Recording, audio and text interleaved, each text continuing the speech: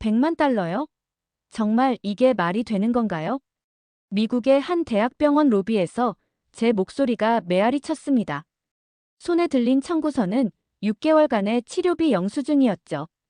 병원 직원은 제 상황을 이해하지 못한다는 듯 고개를 가로저었고 주변의 시선은 날카로워졌습니다. 도대체 무슨 일이 있었던 걸까요? 2019년 댈러스의 늦가을은 모든 것이 완벽했습니다. IT 회사의 프로그래머인 남편 마이클은 승진을 앞두고 있었고 저는 고등학교 영어 교사로 학생들의 사랑을 받고 있었습니다. 무엇보다 6살 에밀리는 우리의 가장 큰 자랑이었죠. 피아노, 발레, 그리고 미술 수업까지. 다재다능한 에밀리는 모든 것을 사랑했고 우리는 그런 에밀리를 바라보는 것만으로도 행복했습니다.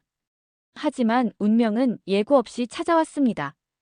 발레 수업 후 에밀리가 갑자기 심한 어지럼증을 호소했고 급기야 쓰러져 버린 거죠.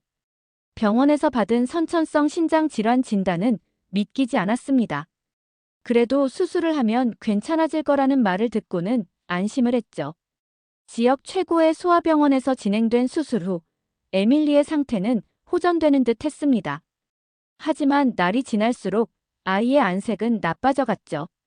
병원에선 상황을 지켜보며 치료를 해보자는 말뿐이었어요. 정확히 뭐가 문제인지도 모르는 채 시간은 흘러가고 있었습니다. 하지만 그것은 긴 악몽의 시작에 불과했죠. 첫 번째 치료비 청구서를 받아든 순간 마이클의 손이 떨렸습니다. 보험 처리 후에도 10만 달러였거든요. 하지만 딸의 치료를 위해서라면 무조건 감당하겠다고 생각했습니다. 그때는 몰랐죠. 이것이 빙산의 일각이라는 것을. 우리의 일상은 완전히 바뀌었습니다. 마이클은 회사의 핵심 프로젝트 2개를 동시에 맡았습니다. 야근은 일상이 되었고 주말에는 프리랜서 일까지 했죠. 저도 학교 수업이 끝나면 곧바로 온라인 과외를 시작했습니다. 잠을 줄이고 휴일도 반납할 수밖에 없었죠. 하지만 에밀리의 치료를 위해서라면 무엇이든 할 수 있었습니다. 우리 집에서 가장 먼저 사라진 것은 마이클의 자부심이었던 포드 머스탱이었습니다. 대학생 때부터 모은 돈으로 산 첫 차였지만 망설임 없이 내놓았죠. 다음은 제 결혼 반지였습니다. 그렇게 하나둘씩 우리의 추억들이 사라져갔어요. 에밀리의 상태는 호전과 악화를 반복했습니다. 수치가 좋아질 때면 희망에 부풀었다가 다시 나빠지면 절망에 빠졌죠. 매주 검사 결과를 받을 때마다 심장이 멎는 것 같았습니다. 그동안 병원비는 끝없이 불어났고 보험 한도는 점점 바닥을 보이기 시작했어요. 결국 가장 큰 결정을 내려야 했습니다. 15년간 살아온 집을 파는 것이었습니다. 이삿날 에밀리는 자신의 방을 떠나지 못했습니다. 벽에 연필로 그어둔 키 재기 표시들, 크리스마스 트리를 두던 거실 구석, 창가의 작은 정원까지. 모든 추억을 뒤로한 채 우리는 작은 임대 아파트로 향했습니다. 마이클은 이삿짐을 나르며 씩씩하게 웃었지만 그날 밤 베란다에서 홀로 울던 그의 뒷모습을 저는 잊을 수 없었죠. 겨울이 깊어질수록 마이클의 얼굴은 점점 헬쓱해져 갔습니다. 하루 4시간도 채 자지 못하면서도 그는 항상 괜찮다며 웃을 뿐이었죠. 새벽까지 코딩을 하고 아침이면 다시 회사로 향했습니다. 주말에도 쉬지 못하고 프리랜서 일을 반복했어요. 에밀리의 치료비를 위해서라면 무엇이든 해야 했습니다. 그날도 평소와 다름없는 날이었습니다. 마이클은 새벽까지 코딩을 하다가 잠깐 눈을 붙이겠다며 소파에 누웠어요. 아침이 되어도 일어나지 않는 마이클을 깨우려다 차가운 그의 손을 만졌을 때 제 세상이 무너져 내렸습니다. 과로로 인한 심장마비였어요. 응급실에서 의사가 사망 시간을 알릴 때 저는 이상하리만큼 침착했습니다. 슬퍼할 시간조차 없었거든요. 에밀리의 치료는 계속되어야 했고 제가 이제 홀로 그 짐을 져야 했기 때문입니다. 장례식장에서 에밀리는 계속해서 아빠가 언제 돌아오냐고 물었지만 그때마다 저는 대답 대신 아이를 꽉 안아줄 수밖에 없었죠. 보험회사에서는 마이클의 사망이 자연사로 판정되어 보험금의 절반만 지급된다고 했습니다. 남은 치료비를 감당하기에는 턱없이 부족한 금액이었어요. 병원에서는 더 이상의 치료 연기가 불가능하다고 했고 아이의 상태는 계속해서 나빠져만 갔습니다. 미국의 의료 시스템은 우리 같은 사람에게는 너무나 가혹했죠. 마이클이 떠난 후 석 달, 저는 더 이상 이곳에서 희망을 찾을 수 없었습니다. 에밀리의 주치의는 유럽의 의료 시스템을 추천했고 저는 마지막 희망을 걸고 큰 결심을 하게 되었습니다. 남편의 보험금을 들고 스위스로 떠나기로 한 것입니다. 그렇게 마지막 델러스 공항에 서서 뒤를 돌아보았을 때 저는 가족과의 추억이 가득했던 이 도시를 다시 볼 수 있을지 확신할 수 없었어요. 그렇게 도착한 스위스 취리히의 공기는 차가웠습니다. 알프스의 설산이 우리를 반기는 것 같았지만 낯선 도시의 공기는 여전히 차갑기만 했죠. 에밀리는 처음 보는 낯선 풍경을 바라보며 그저 좋아서 신나 있었어요. 엄마, 저기 하얀 산 좀 봐요. 천진난만한 에밀리의 미소를 보며 이곳에서는 달라질 수 있을 거란 희망이 생겼죠. 처음 가본 취리히 대학병원은 제게는 신락 같은 희망이었어요. 미국에서 가져온 에밀리의 차트를 검토한 의사는 새로운 치료법을 제안했고 치료비도 미국의 70% 수준이었죠. 체계적인 의료 시스템과 깔끔한 시설을 보며 안도감이 들었어요. 물론 여전히 큰 금액이었지만 이제 와서 돌아갈 곳은 없었습니다. 하지만 현실의 벽은 높았어요. 치료비 외에도 감당해야 할 것들이 너무 많았거든요. 취리히의 물가는 상상을 초월했고 의료보험이 없는 외국인에게는 모든 것이 할증된 가격이었죠. 작은 원룸 월세가 $4,000 수준이었고 비싼 물가 때문에 근처 마트에서 장을 보는 것조차 부담스러웠어요. 에밀리의 식단도 신경 써야 했기에 하루 식비만 $100가 넘게 들었죠. 특히 힘들었던 건 언어 장벽이었어요. 의사와 간호사들은 영어로 소통이 가능했지만 행정 처리나 일상생활에서는 독일어가 필요했거든요. 번역기를 돌려가며 겨우겨우 소통해야 했죠. 에밀리는 학교도 다니지 못하고 병원과 숙소만 오가야 했어요.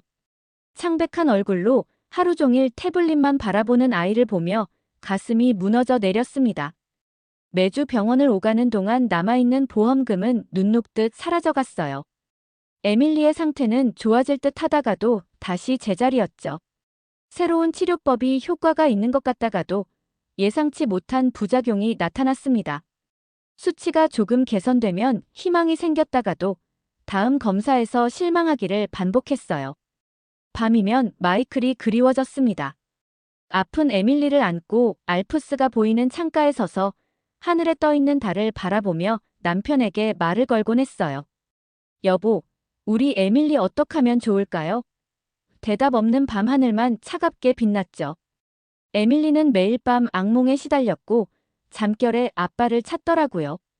그럴 때마다 저는 아이를 꼭 안아주며 눈물을 삼켰습니다. 3개월이 지날 무렵 병원비 청구서를 보며 절망감이 밀려왔어요. 남은 보험금으로는 얼마 버티기 힘들었거든요. 게다가 의사는 더 이상의 치료가 무의미하다며 새로운 실험적 치료를 제안했어요. 하지만 그 비용은 제가 감당할 수 있는 수준을 완전히 벗어났죠. 월세도 밀리기 시작했고 병원비 독촉장이 날아들었어요. 매일 아침 병원으로 향하는 발걸음이 무거워졌습니다. 누군가 기적처럼 도와주지 않는다면 더 이상 버틸 수 없을 것 같았어요. 그런 절박한 순간 우연히 만난 한 청년이 우리의 운명을 바꿨어요. 병원 카페테리아에서 에밀리가 쏟은 주스를 닦아주던 그는 한국에서 온 유학생이었죠. 그날 저는 처음으로 누군가에게 우리의 이야기를 털어놓았어요. 청년은 진지하게 듣더니 노트북을 펼쳤고 서울의 한 대학병원 자료를 보여주었습니다. 처음에는 반신반의했어요. 아시아의 작은 나라에서 미국과 유럽의 최고 병원들도 해결하지 못한 문제를 해결할 수 있다는 게 믿기지 않았거든요. 하지만 청년이 보여준 자료들은 분명했고 무엇보다 치료비가 스위스의 3분의 1 수준이었어요. 그날 밤 오랜만에 편히 잠들 수 있었습니다. 작은 희망이었지만 그래도 희망이었으니까요. 다음 날 아침, 알프스에 떠오르는 태양을 보며 마음을 굳혔어요. 이제 우리에겐 한국행이라는 마지막 희망만이 남아 있었습니다. 13시간의 긴 비행 동안 이 선택이 옳은 것인지 수없이 고민했어요. 한국에 첫 발을 내딛는 순간 낯선 공기가 온몸을 감쌌지만 그런 것들을 음미할 겨를조차 없었습니다. 오직 에밀리의 치료만이 제 머릿속을 가득 채웠으니까요. 공항 리무진을 타고 도착한 서울의 밤거리는 화려했어요. 하지만 제 눈에는 그저 병원까지 가는 길의 배경일 뿐이었죠. 짐을 풀어놓은 게스트하우스에서의 첫날 밤, 에밀리의 창백한 얼굴을 보며 잠을 이루지 못했습니다. 내일 당장 병원부터 가봐야 했어요. 하지만 예상과 달리 작은 감동들이 이어졌습니다. 게스트하우스 주인은 서울대학교 병원 근처의 원룸을 직접 발로 뛰어 구해주었고, 심지어 계약할 때는 통역까지 자처해 주었어요. 월세는 스위스의 4분의 1 수준이었고, 보증금도 분할 납부를 허락해 주었습니다. 일면식도 없었던 한국인의 도움은 정말 큰 도움이 되졌죠. 가장 놀라웠던 건 서울대학교 병원의 첫 방문이었어요. 두려움과 걱정을 안고 국제진료센터를 찾았는데 그곳에서 만난 의료진들은 미국이나 스위스와는 전혀 달랐습니다. 에밀리의 차트를 꼼꼼히 검토하더니 바로 그날 모든 검사를 진행하겠다고 했어요.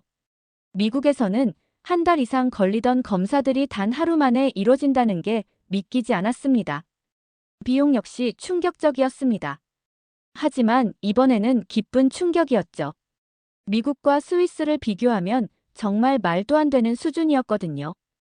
게다가 외국인 환자를 위한 다양한 지원 프로그램도 있었습니다. 의료진들은 에밀리의 상태에 대해 진지하게 설명해 주었고 새로운 치료 방법도 제시했어요. 검사실로 향하는 동안 병원의 시스템이 인상적이었습니다. 휴대폰으로 진료 순서를 확인할 수 있었고 검사실마다 정확한 대기 시간이 표시되어 있었어요. 미국에서는 수없이 겪었던 몇 시간씩의 대기도 없었죠. 하지만 그런 편리함보다 더 와닿았던 건 의료진들의 진심 어린 태도였습니다. 특히 에밀리를 담당하게 된 김 교수님은 마치 오랜 친구처럼 편안했어요. 아이의 상태를 설명하면서도 전문 용어는 최대한 피하고 쉽게 설명해 주셨죠. 미국과 스위스의 치료 기록을 보더니 왜 치료가 실패했는지, 앞으로 어떤 방향으로 나아가야 할지 명확하게 제시해 주었습니다. 하지만 김 교수님의 자신감 넘치는 설명에도 한편으로는 불안했어요. 미국과 스위스의 최고 병원들도 해결하지 못한 문제를 이곳에서 해결할 수 있을까 하는 의구심이 들었거든요. 더구나 이렇게 저렴한 비용으로 가능하다니 어딘가 허점이 있는 건 아닐까 하는 생각도 들었습니다. 하지만 검사 결과가 나오면서 제 불안은 조금씩 희망으로 바뀌기 시작했어요. 김 교수님은 미국과 스위스에서 놓쳤던 부분들을 정확히 짚어주었고 왜 이전의 치료가 실패했는지 명확한 근거를 제시했습니다. 에밀리의 상태에 맞춘 새로운 치료 계획은 너무나 체계적이었죠. 더욱 놀라웠던 건 의료진들의 협력 시스템이었어요. 신장 전문의, 소아과 의사, 영양사, 그리고 물리치료사까지 각 분야의 전문가들이 매주 에밀리의 상태를 함께 논의했죠. 이런 통합적인 치료 방식은 이전에는 경험하지 못했던 것이었습니다. 한 달이 지나자 작은 변화들이 보이기 시작했어요. 에밀리의 혈액 검사 수치가 조금씩 좋아졌고 얼굴색도 밝아졌습니다. 무엇보다 아이의 눈빛이 달라졌어요. 오랜만에 에밀리다운 장난기 가득한 미소도 볼 수 있었죠. 이런 변화들이 쌓일 때마다 서울행을 결정했던 그 순간이 얼마나 다행스러운지 모릅니다. 물론 아직도 불안한 순간들이 있어요. 가끔은 이 모든 게 너무 완벽해서 오히려 두렵기도 합니다. 하지만 이곳에서라면 에밀리가 다시 건강을 되찾을 수 있을 것 같다는 확신이 들었죠. 그리고 그 희망은 매일매일 조금씩 더 커져가고 있습니다. 에밀리의 치료가 진행되면서 한국의 다른 모습들도 보이기 시작했어요. 병원 근처 식당 아주머니는 창백한 에밀리를 보더니 매일 뼈를 푹 고아 만든 사골국을 덤으로 주셨죠. 원룸 주변 편의점 직원은 에밀리가 좋아하는 젤리를 항상 준비해 두었고, 이웃집 할머니는 손수 뜨개질한 목도리를 선물해 주셨어요. 처음에는 이런 친절이 낯설었지만 점차 이것이 한국의 문화라는 걸 알게 되었습니다. 특히 감동적이었던 건 소아병동의 분위기였어요. 간호사들은 바쁜 와중에도 에밀리에게 한글을 가르쳐 주었고, 다른 환자 아이들의 부모들은 서로의 고민을 나누며 위로해 주었죠. 치료비도 계속해서 놀라움의 연속이었습니다. 매주 진행되는 검사들과 새로운 치료법 적용에도 비용은 예상했던 것의 절반도 되지 않았거든요. 게다가 국제환자지원센터를 통해 일부 치료비 감면도 받을 수 있었죠. 처음의 불신은 이제 감사함으로 바뀌어 가고 있었습니다. 하늘에서 마이클이 우리를 지켜보고 있다면 아마 이런 선택을 칭찬해주지 않을까요? 그가 살아있었더라면 얼마나 좋았을까 하는 생각이 들면서도 한편으로는 그의 희생이 있었기에 이곳까지 올 수 있었다는 생각에 마음이 복잡해집니다. 때로는 에밀리가 병실 창밖을 바라보며 무슨 생각을 하는지 궁금할 때가 있어요. 6살의 어린 나이에 두 나라를 거쳐 이곳까지 오면서 아이의 마음에는 어떤 상처가 남았을까요?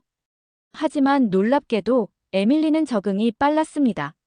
소아병동의 다른 아이들과 언어가 통하지 않아도 그림을 그리거나 장난감을 나누며 금세 친구가 되었죠. 김 교수님은 매주 에밀리의 상태가 좋아지고 있다며 희망적인 말씀을 해주셨어요.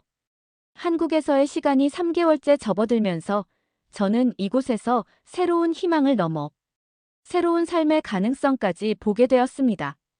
미국과 스위스에서는 느끼지 못했던 따뜻함과 안정감이 있었어요. 물론 아직도 긴 여정이 남아있지만 이제는 확신할 수 있습니다.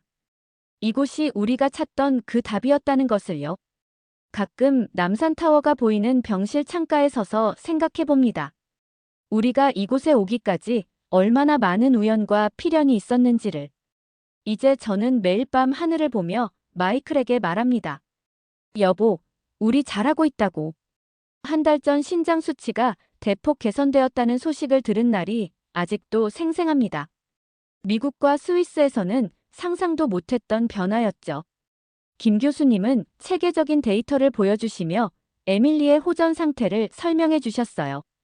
매주 이뤄지는 다학제 진료를 통해 치료 방향이 정확히 잡혀가고 있다고 했습니다. 미국에서는 한 번의 검사 결과를 받아보는데도 보통 일주일이 걸렸어요. 그리고 그 비용은 매번 수천 달러를 넘었죠.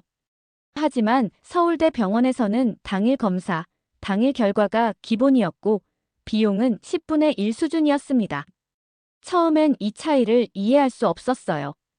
오히려 의심스러울 정도였죠. 하지만 그 의문은 곧 놀라움으로 바뀌었습니다. 이곳의 의료진들은 최신 의료기술과 장비를 다루는 것은 물론 환자를 대하는 태도에서도 큰 차이를 보였거든요. 미국의 의사들은 항상 바쁘다는 이유로 질문할 시간조차 주지 않았고 스위스의 의료진들은 차갑고 사무적이었습니다. 반면 한국의 의료진들은 달랐어요. 특히 김 교수님은 매일 아침 회진 때마다 에밀리의 상태를 꼼꼼히 체크하시고 제가 이해할 때까지 차근차근 설명해 주셨습니다. 간호사들은 바쁜 와중에도 에밀리가 편안하게 검사를 받을 수 있도록 애니메이션을 틀어주거나 작은 선물로 아이의 마음을 달래주었죠. 의료 시스템의 효율성은 더욱 놀라웠습니다. 미국에서는 한 번의 진료를 위해 여러 건물을 옮겨 다녀야 했고 매번 같은 정보를 반복해서 설명해야 했어요. 스위스는 철저한 예약제로 한 번의 검사를 위해 몇 주씩 기다려야 했죠. 하지만 서울대 병원은 모든 과정이 하나로 연결되어 있었습니다.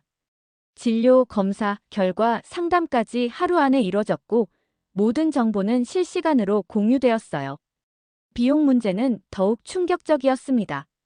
미국에서 6개월간 썼던 치료비가 100만 달러였는데 이곳에서는 그 정도 금액으로 2년 이상의 치료가 가능하다고 했어요.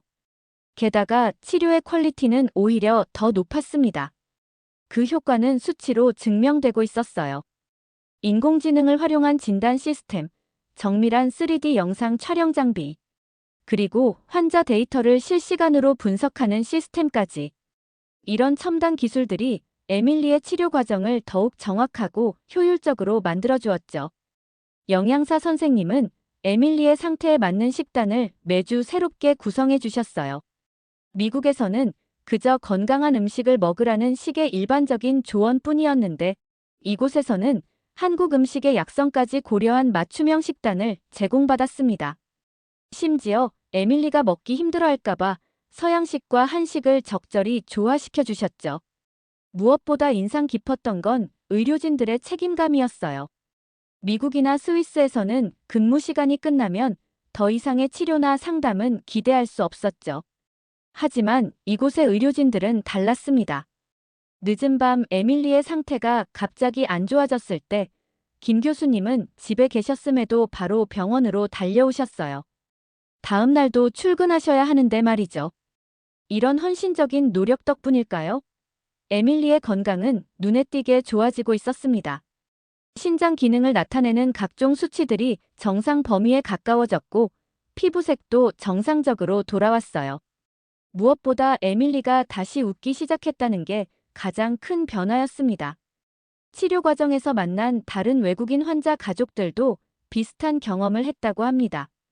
프랑스에서 온 환자는 본국에서 3년간 해결하지 못한 문제를 이곳에서 6개월 만에 해결했다고 했고, 호주에서 온 환자는 비용이 본국의 5분의 1인데도 치료의 퀄리티는 오히려 더 높다며 놀라워했어요.